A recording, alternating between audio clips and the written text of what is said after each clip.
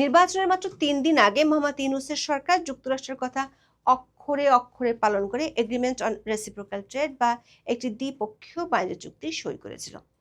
চুক্তিটি নিয়ে চুলচেরা বিশ্লেষণের পর যে কোনো সুস্থ বাংলাদেশের মাথায় বাজ পড়ছে। চুক্তির পর থেকেই দেশের সাধারণ মানুষ, ব্যবসায়ী এবং অর্থনীতিবিদদের মধ্যে চরম অসন্তোষ দেখা দিয়েছে। প্রশ্ন উঠেছে, এই চুক্তি কি বাংলাদেশের জন্য কোনো আশীর্বাদ নাকি পরাধীনতার নতুন দলিল? আমাদের প্রশ্ন হলো, চুক্তিটি কি সাংবিধানিক ধারা মেনে করা হয়েছিল? রাষ্ট্রপতি মোহাম্মদ শাহাবুদ্দিন বলেছেন, চুক্তিটি বাংলাদেশের সংবিধানের ধারা মেনে হয়নি। যদি সাংবিধানিক ধারা মেনে না হয়, তাহলে যে বিএনপি নির্বাচনের পর থেকে কথায় কথায় সংবিধান রক্ষার দোহাই দিয়ে যাচ্ছে, তারা কেন এই ইউনূসের চাপিয়ে দেয়া সাংবিধানিক বোঝা বয়ে বেড়াচ্ছে? তাহলে এটা কি জুলাই সনদের মতো নির্বাচন আদায়ের কোনো আপোসনামা ছিল, নাকি ছিল অন্য কিছু? আবার যে জামাত ও এনসিপি কথায় কথায় দেশ বিরোধী চুক্তি ইস্যুতে ঢাকা না দিল্লি স্লোগান দিয়ে মাঠ কাঁপায়, তাদের মধ্যে মার্কিনের চুক্তি নিয়ে শুনশান নীরবতা কেন? সংসদের প্রথম অধিবেশনের 25টি দিনে কেন এই চুক্তি নিয়ে আলোচনার জন্য একটি নোটিশও কেউ আনলো না? এত বড় রাজনীতির পিছনের রহস্য কি? বিস্তারিত জানতে চলুন যাওয়া যাক বিশ্লেষণে।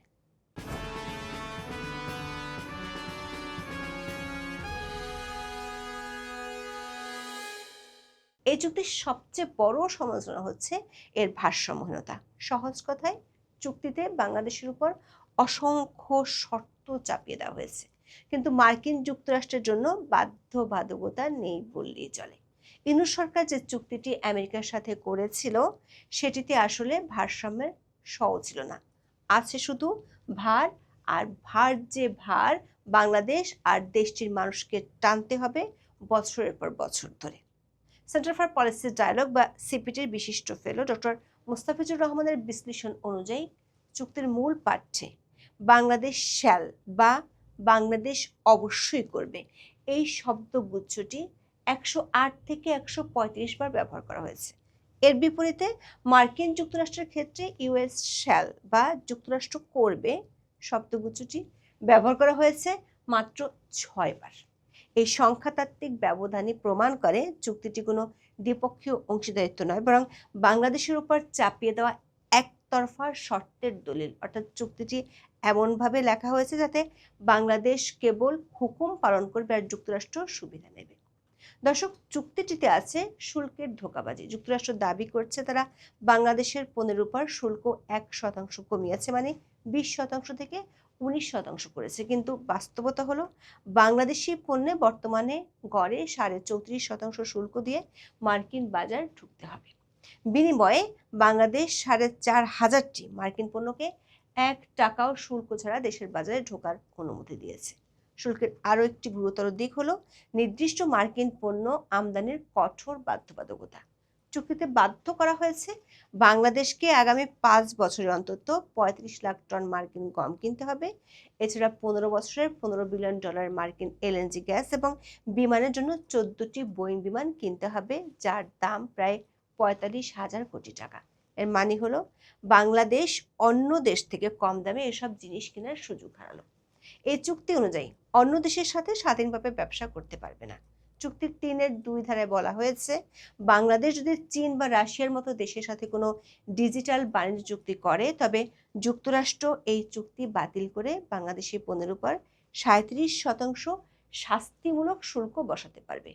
এটি বাংলাদেশের স্বাধীন পররাষ্ট্র নীতির উপর বড় আঘাত।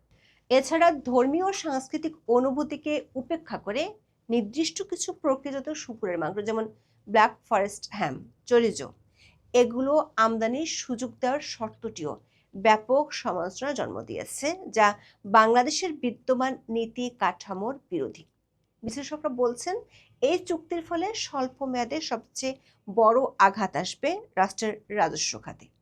জাতীয় রাজস্ব বোর্ড বা এনবিআর এবং সিপিডির হিসাব অনুযায়ী 4,000-এর বেশি মার্কিন পণ্যকে শূন্য শুল্ক সুবিধা দেওয়ার ফলে বাংলাদেশ প্রতি বছর অন্তত $100 মিলিয়ন বা 1,200 কোটি টাকারও বেশি নিট রাজস্ব হারাবে।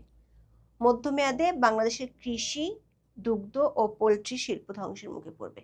চুক্তিতে মার্কিন ডেইরি, পোলট্রি এবং সয়াবিন পণ্যের জন্য যে শুল্কমুক্ত বাজার উন্মুক্ত করা হয়েছে, তার ফলে মার্কিন সরকার ভর্তুকিপ্রাপ্ত সস্তা কৃষিপণ্য বাংলাদেশের বাজার দখল করবে। ওষুধের বাজারেও এর প্রভাব হবে ভয়াবহ। মার্কিন পেটেন্ট বা মেধাস্বত্ব আইন মেনে চলতে গিয়ে আমাদের দেশের কোম্পানিগুলো আর সস্তায় ওষুধ তৈরি করতে পারবে না। দীর্ঘমেয়াদে এই চুক্তি বাংলাদেশকে এক গভীর ভূ রাজনৈতিক মেরুকরণের মধ্যে বন্দী করে ফেলবে। বিমানের মতো বড় মাপের ক্রয়ের ক্ষেত্রেও সস্তা ও উন্নত বিকল্প যেমন এয়ারবাসকে উপেক্ষা করে শুধুমাত্র মার্কিন বোয়িং কেনার বাধ্যবাধকতা রাষ্ট্রীয় কোষাগারের উপর দীর্ঘমেয়াদী ঋণের বোঝা চাপিয়ে দেবে, যা পদ্মা সেতুর নির্মাণ ব্যয়ের চেয়েও বেশি। এছাড়া রাশিয়ার সাথে পারমাণবিক বিদ্যুৎ কেন্দ্র বা চীনের সাথে প্রযুক্তিতে কাজ করার ক্ষেত্রে যুক্তরাষ্ট্রের অনুমতি নেওয়ার যে পরোক্ষ শর্ত আছে তা বাংলাদেশকে একটি নির্দিষ্ট বলয়ে বন্দী করে ফেলবে। চুক্তির এসব সমালোচনার কথা আমাদের অনেকেই হয়তো এর মধ্যে জানেন। আজকে আমরা চুক্তিটি নিয়ে যে প্রশ্নটি তুলতে চাই সেটি হলো, এই যে তড়িঘড়ি করে মোহাম্মদ ইউনূস চুক্তিটি করলো, সেটি কি বাংলাদেশের সর্বোচ্চ আইন মানে সংবিধান অনুযায়ী ঠিক আছে কিনা? বাংলাদেশের সংবিধানের ১৪৫-এর ক অনুচ্ছেদে আন্তর্জাতিক চুক্তি সম্পাদনের ক্ষেত্রে একটি সুনির্দিষ্ট সংসদীয় প্রক্রিয়ার কথা বলা হয়েছে। এই অনুচ্ছেদ অনুযায়ী বিদেশের সাথে সম্পাদিত সকল চুক্তি রাষ্ট্রপতির নিকট পেশ করতে হবে এবং রাষ্ট্রপতি তার সংসদে পেশ করার ব্যবস্থা করবেন। যদি কোনো চুক্তি জাতীয় নিরাপত্তার সাথে সংশ্লিষ্ট হয় তবে তা সংসদের গোপন অধিবেশনে পেশ করার বিধান রয়েছে। কিন্তু ৯ ফেব্রুয়ারি এই বাণিজ্য চুক্তিটির ক্ষেত্রে দেখা গেছে এক চরম গোপনীয়তা। ইউনূসের আমলে সংসদ ছিল না, সেক্ষেত্রে তার সরকারের পক্ষ থেকে দাবি করতে পারে সংসদ যেহেতু ছিল না তাই সংসদে পাঠানোর কোনো বালাই নেই, কিন্তু রাষ্ট্রপতিকে জানানোর বাধ্যবাধকতা ছিল। দেখে আসি রাষ্ট্রপতি মোহাম্মদ শাহাবুদ্দিন কি বলছেন এই চুক্তিটি নিয়ে। ২০২৬ সালের ২১শে ফেব্রুয়ারি শুক্রবার রাতে বঙ্গভবনে কালের কণ্ঠ নির্বাহী সম্পাদক হায়দার আলী এবং বিশেষ প্রতিনিধি জয়নাল আবেদিন রাষ্ট্রপতির একটি সাক্ষাৎকার নিয়েছিলেন।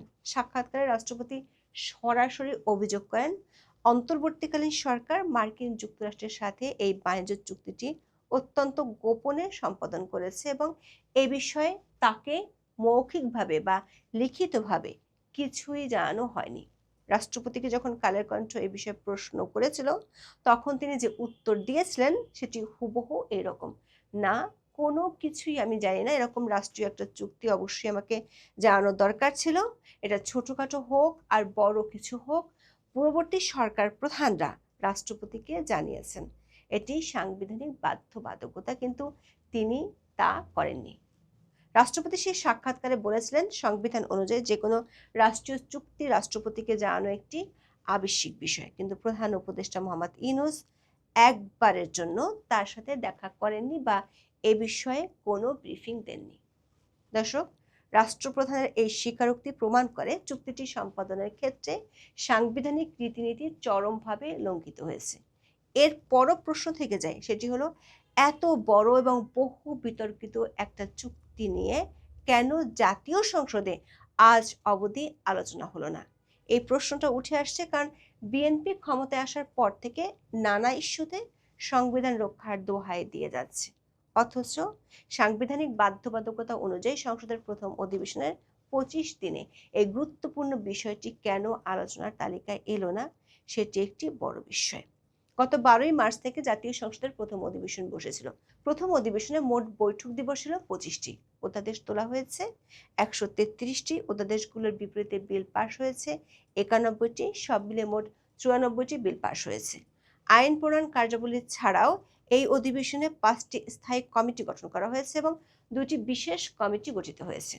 কার্যপ্রণালী বিধির ৬২টি বিধিতে ১৬টি নোটিশ পাওয়া গেছে, এর মধ্যে ২টির উপর আলোচনা হয়েছে। ৬৮টি বিধিতে পাওয়া ৯টি নোটিশের মধ্যে একটি নোটিশের উপর সংক্ষিপ্ত আলোচনা হয়েছে।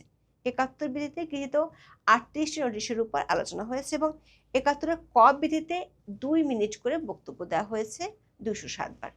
১৬৪ বিধিতে ১৪টি নোটিশের মধ্যে একটি গৃহীত হয়েছে এবং তা বিশেষ অধিকার সম্পর্কিত স্থায়ী কমিটিতে প্রেরিত হয়েছে। ২৬৬ বিধিতে ৩টি নোটিশ পাওয়া যায়, তার পরিপ্রেক্ষিতে ২টি বিশেষ কমিটি গঠিত হয়েছে। প্রশ্ন হলো, এত এত নোটিশের মধ্যে সংসদের প্রথম অধিবেশনে উপস্থিত থাকা 297 জন সদস্যের কেউ এখনো বিষয়টি সংসদে আলোচনার জন্য তুলল না।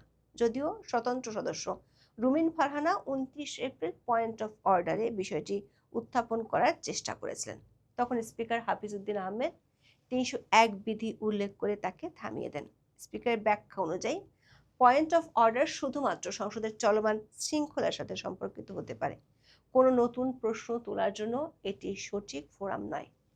তিনি রুমিন ফারহানাকে সরাসরি বিধি অনুযায়ী নোটিশ দিতে বলেন। রুমিন ফারহানা একটি বেসরকারি গণমাধ্যমকে বলেছেন তিনি 68 ধারায় নোটিশ আনেননি।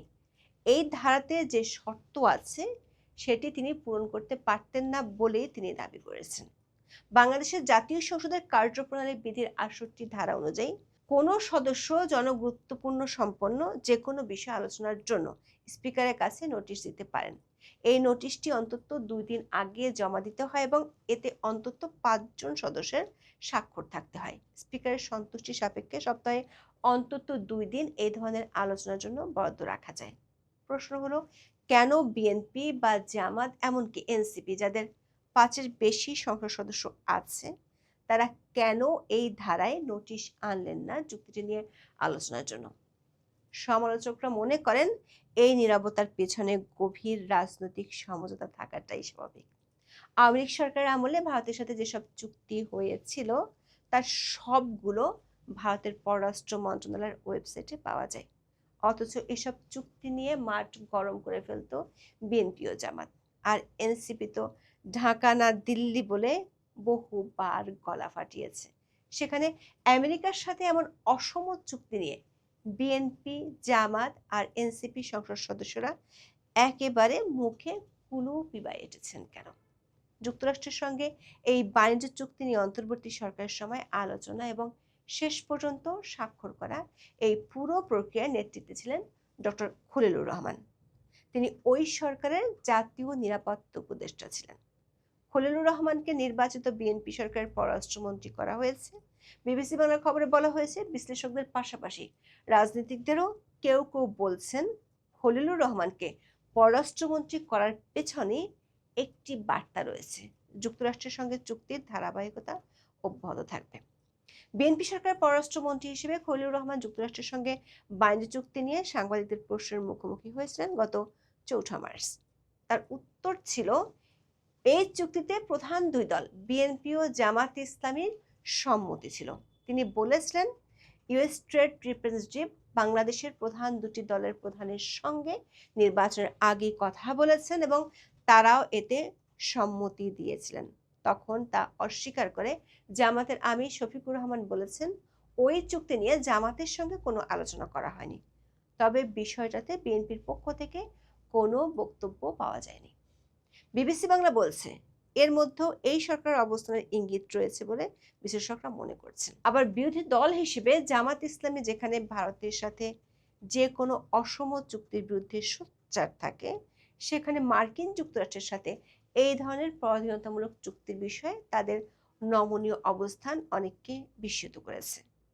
জামাতের নায়েব আমির সৈয়দ আবদুল্লাহ মোহাম্মদ তাইয়ের মার্কিন সহকারী পররাষ্ট্রমন্ত্রী পল কাপুরের সাথে বৈঠকের পর জানিয়েছিলেন তারা চুক্তির ইতিবাচক দিকগুলো গ্রহণ করবেন এবং নেতিবাচকগুলো পর্যালোচনা করবেন। এই পর্যালোচনার দোহাই দিয়ে তারা সংসদে আলোচনার জন্য বিষয়টি তুলে নেন।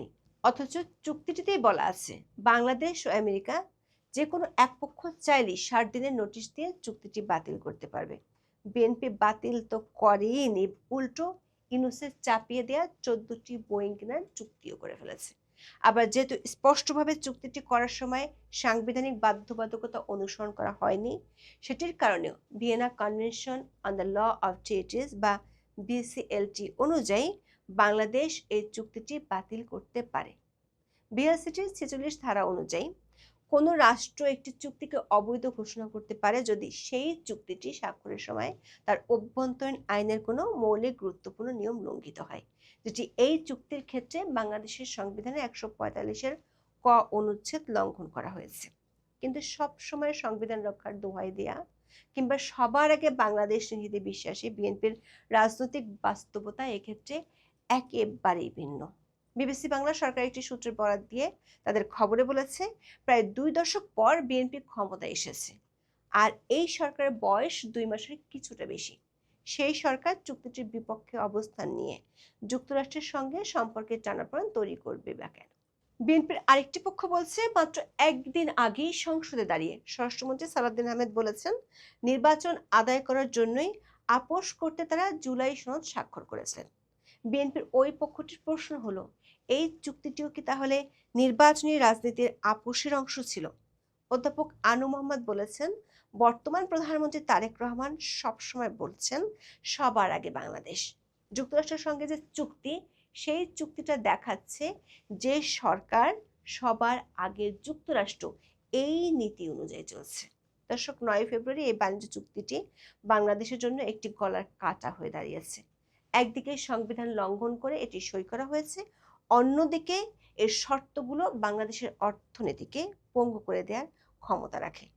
সংসদের নীরবতা এবং বিএনপি জামাতের রহস্যজনক অবস্থান প্রমাণ করে, সাধারণ মানুষের স্বার্থের চেয়ে রাজনৈতিক ক্ষমতা রক্ষা হয়তো বড় হয়ে দাঁড়িয়েছে। এখন এই পর্যন্ত। সবাই ভালো থাকুন, সুস্থ থাকুন, নিরাপদে থাকুন। দেখা হবে আগামী পর্বে।